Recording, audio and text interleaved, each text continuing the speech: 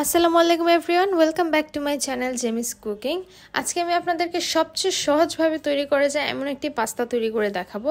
এই পাস্তাটা আমি প্রায় বাসায় তৈরি করি, আমার কাছে তো খেতে খুবই ভালো লাগে। আর সেই রেসিপিটা আজকে আমি আপনাদের সাথে শেয়ার করব, যাতে খুব সহজে আপনারাও তৈরি করে ফেলতে পারেন ঘরেই।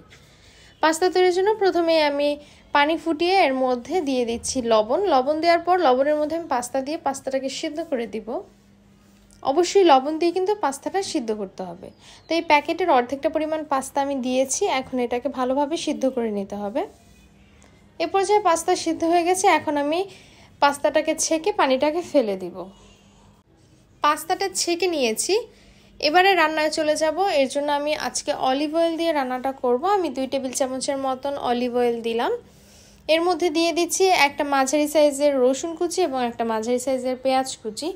একটু নেড়েচেড়ে ভেজে নিচ্ছি। ভেজে নেওয়ার পর এর মধ্যে আমি প্রায় হাফ কাপের থেকে একটু বেশি পরিমাণে টোনা ফিশ দিয়ে দিচ্ছি। টোনা ফিশটা আমার খুবই পছন্দ, আমি টোনা ফিশ দিয়ে করছি, আপনারা চাইলে ডিম অথবা মুরগি দিয়েও করতে পারেন।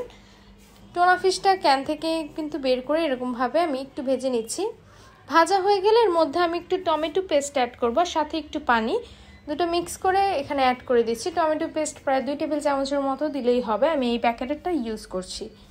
এরপরে এর মধ্যে দিয়ে দিচ্ছি ম্যাজিক মশলা, 1 প্যাকেট পুরোটাই দিচ্ছি।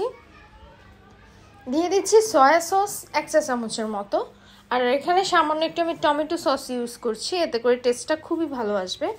এবার সব কিছু একসাথে উল্টেপাল্টে নেড়ে নিচ্ছি। আমি এক্সট্রা কোনো লবণ অ্যাড করছি না, কারণ টোনা ফিশ এবং সয়া সসে কিন্তু লবণ থাকে, আপনারা টেস্ট করে লবণটা অ্যাড করবেন। আমি 4টা কাঁচামরিচ কুচি করে দিয়ে দিচ্ছি। কাঁচামরিচগুলো দেওয়া হয়ে গেলে উল্টে পাল্টে নেড়ে নিতে হবে। আর যে পানি পানি ভাবটা আছে এটাকে একটু কষিয়ে নিতে হবে।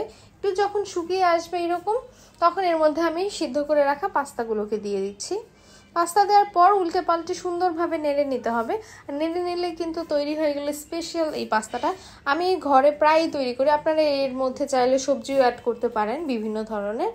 তো আমি একেবারে সিম্পলভাবে তৈরি করে দেখিয়েছি, আশা করি আপনাদের কাছে খুব ভালো লেগেছে। এনি টাইম কিন্তু আপনারা এটা তৈরি করে খেতে পারেন, আমি প্রায় সময় কিন্তু এটা তৈরি করে খাই।